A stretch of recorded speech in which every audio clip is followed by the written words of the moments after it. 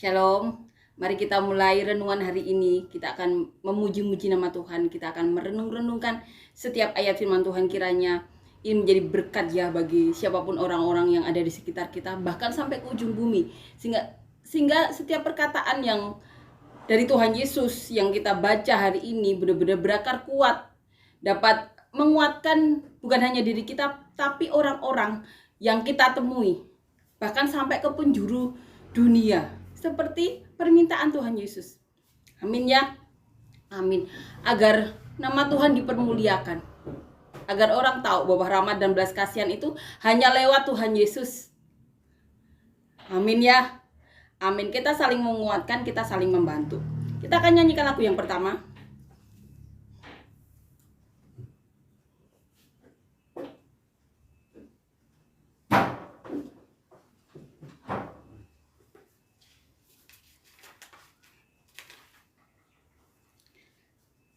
Bagaikan bejana siap dibentuk, demikian hidupku di tangan-Mu, dengan urapan kuasa Roh-Mu, ku dibaharui selalu.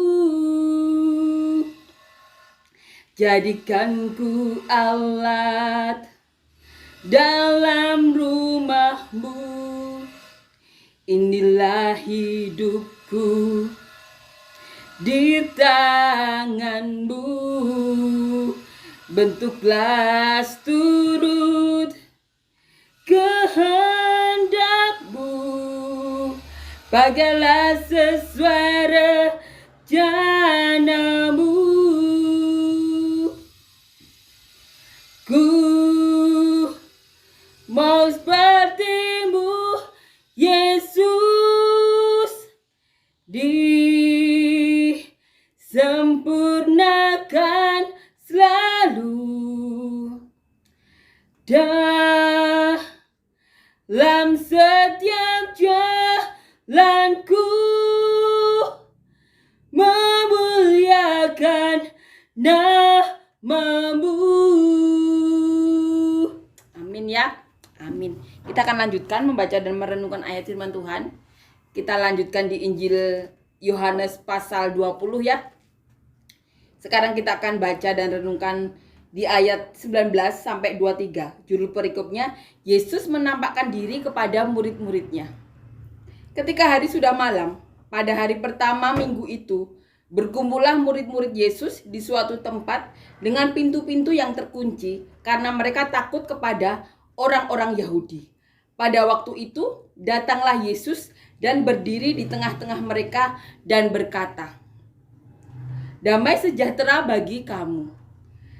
Dan sesudah berkata demikian, ia menunjukkan tangannya dan lambungnya kepada mereka. Murid-murid itu bersukacita ketika mereka melihat Tuhan. Maka kata Yesus sekali lagi, "Damai sejahtera bagi kamu.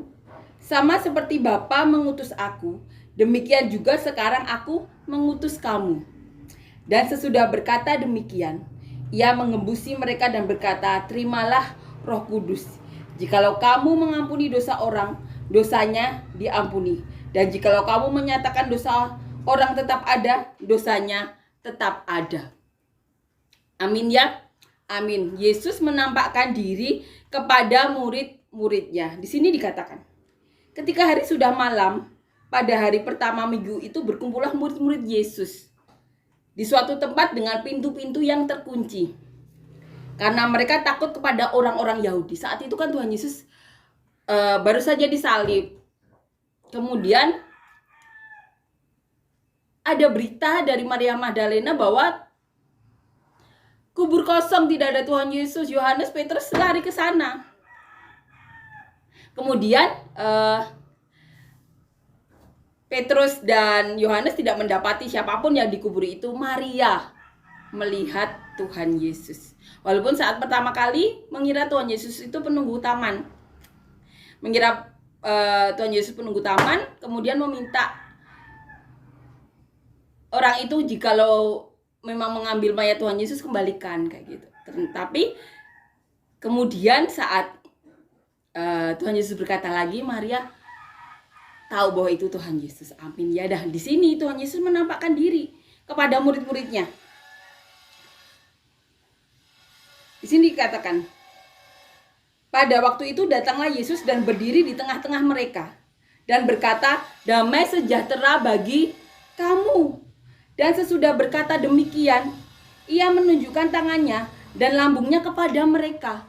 Jadi waktu itu Tuhan Yesus menunjukkan, ini loh lambungku, ini tanganku yang berlubang. Murid-murid itu bersukacita ketika mereka melihat Tuhan. Maka kata Yesus sekali lagi, damai sejahtera bagi kamu. Sama seperti Bapa mengutus aku, demikian juga sekarang aku mengutus kamu. Dan sesudah berkata demikian, ia menggembusi mereka dan berkata, terimalah Roh Kudus. Saat itu Tuhan Yesus menggembusi murid-murid Tuhan Yesus dengan Roh Kudus. Puji Tuhan ya. Dan di sini ditulis, jikalau kamu mengampuni dosa orang, dosanya diampuni. Dan jikalau kamu menyatakan dosa orang tetap ada, dosanya tetap ada. Yang itu ini berlaku bagi orang yang ada Roh Kudusnya. Karena Roh Kudus itu pasti ada di orang-orang yang memiliki hal-hal yang sedikit banyak sama seperti Tuhan Yesus. Tuhan Yesus kan orangnya mengampuni ya. Tuhan Yesus datang untuk menyelamatkan. Tapi di sini dikatakan, jika kamu mengampuni dosa orang, dosanya diampuni. Jikalau kamu menyatakan dosa orang tetap ada, dosanya tetap ada. Orang-orang yang ada Roh Kudus pasti mempunyai hati yang suka mengampuni. Disakiti apapun pasti suka mengampuni. Tapi Tuhan Yesus juga katakan kan, ada dosa yang tidak bisa diampuni, yaitu mendukakan Roh Kudus. Orang-orang yang ada Roh Kudus kan berarti ada bersemayam Roh Kudus ya. Makanya kalau mendukakan ada sesuatu hal yang mendukakan Roh Kudus, itu berarti pertamanya pasti mendukakan orang tersebut. Orang yang ada Roh Kudus pasti suka mengampuni, tidak mencari-cari kesalahan orang seperti Tuhan Yesus yang datang menyelamatkan, bukan menghakimi. Tapi Tuhan Yesus sendiri katakan, apabila kamu mengampuni dosa orang itu tetap ada. Apabila kamu tidak mengampuni dosa orang itu tetap ada. Jadi kita sebagai orang Kristen yang tahu tentang ajaran Tuhan Yesus ini, jangan biarkan diri kita semena-mena terhadap orang lain. Mungkin orang itu yang kita sakiti terus-menerus, mengampuni terus-menerus. Tapi Roh Kudus yang ada di dalam dirinya, yang tahu hati orang tersebut, walaupun orang tersebut sudah mengampuni, tapi Roh Kudus yang di dalam diri orang itu yang tahu hatinya tersakiti atau tidak, Roh Kudus berduka atau tidak. Jadi di sini benar-benar pelajaran bagi kita. Jangan menyakiti hati orang lain. Berbuatlah seperti Tuhan Yesus, menyelamatkan bukan menghakimi. Amin ya. Amin. Karena Tuhan Yesus berkata, apabila kamu mengampuni dosa orang, dosamu baru diampuni. Apabila kamu tidak mengampuni dosa orang itu tidak diampuni. Tapi di sini Tuhan Yesus berkata lain lagi setelah mengembuskan Roh Kudus. Dikatakan apabila kamu mengampuni dosa orang itu diampuni. Tapi apabila kamu tidak mengampuni dosa orang lain, dosa itu tetap ada. Jadi pelajaran bagi kita orang-orang Kristen, jangan berbuat semena-mena. Karena orang-orang yang ada Roh Kudus pasti orang-orang yang suka mengampuni. Karena dia tahu satu-satunya cara untuk mendapatkan Roh Kudus pasti harus mentaati perintah Tuhan Yesus. Padahal perintah Tuhan Yesus adalah mengampuni. Apabila tidak diampuni, dosanya juga tidak diampuni. Tapi di sini Tuhan Yesus katakan, apabila kamu mengampuni dosa orang itu diampuni. Tapi di sini katakan, jikalau kamu menyatakan dosa orang tetap ada, dosanya tetap ada. Untuk orang-orang yang ada Roh Kudus, maka dikatakan mendukakan Roh Kudus. Kita paham ya di sini. Orang-orang Yang ada Roh Kudus pasti belajar mau menjadi seperti Tuhan Yesus, belajar mengampuni terus-menerus seperti Tuhan Yesus. Tapi di sini dikatakan, yang setelah mengembuskan Roh Kudus, Tuhan Yesus berkata, apabila kamu mengampuni dosa orang, dosanya diampuni. Apabila tidak, dosanya tidak diampuni. Maka ada kata-kata mendukakan Roh Kudus ya. Ini pelajaran bagi kita. Untuk bisa mendapatkan Roh Kudus, kita harus seperti Tuhan Yesus, mengampuni terus-menerus. Tapi Tuhan Yesus juga katakan, apabila kamu tidak mengampuni dosa orang itu tetap ada untuk orang-orang yang ada Roh Kudus. Jadi kita juga jangan sombong. Aku ada Roh Kudus, aku tidak mau mengampuni. Biar orang itu dosanya tidak diampuni. Jangan sombong seperti itu. Kan kita tidak tahu Roh Kudus itu masih ada di kita atau tidak. Karena Roh Kudus kan ada di dalam hati kita. Tahu keadaan hati kita, jiwa kita, roh kita. Kita belajar mengampuni tapi Roh Kudus tahu hati kita. Berduka atau tidak. Jadi pelajaran untuk semua orang Kristen. Jangan semena-mena atau bertindak yang menyakiti orang lain. Tapi untuk orang-orang Kristen juga jangan sombong merasa ada Roh Kudus sehingga tidak mengampuni. Karena kita tidak tahu Roh Kudus tetap tinggal di kita atau tidak saat itu. Apabila kita sombong, berbuat semena-mena, Roh Kudus tentu tidak mau tinggal ya. Karena kita tidak melakukan perintah Tuhan Yesus. Jangan pernah mendukakan Roh Kudus ya. Karena Tuhan Yesus katakan tidak diampuni. Dosa yang tidak terampuni adalah mendukakan Roh Kudus. Amin ya. Kita menguatkan, kita saling membantu. Jangan ada kesombongan, jangan ada kecokakan. Jadilah seperti Tuhan Yesus. Ini juga pelajaran sih untuk ayat ini ya.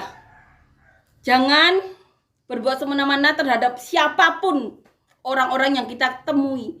Karena kita tidak tahu saat itu orang itu ada Roh Kudus atau tidak. Amin ya. Amin. Berbuatlah seperti Tuhan Yesus yang datang ke dunia hanya melakukan apa yang menjadi kehendak Bapa saja. Maka contohlah Tuhan Yesus. Amin ya. Amin. Kita akan nyanyikan lagu yang kedua.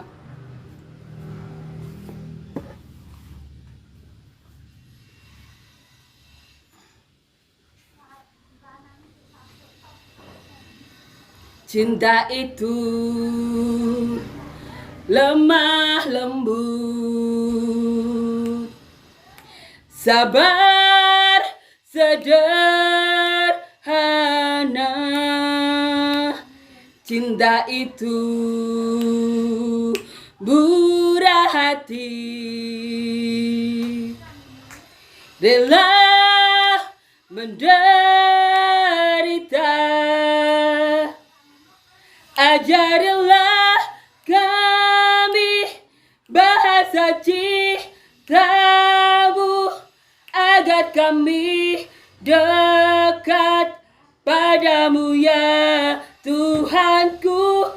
Ajarilah kami bahasa cintamu agar kami dekat padamu. Amin ya, puji Tuhan. Amin.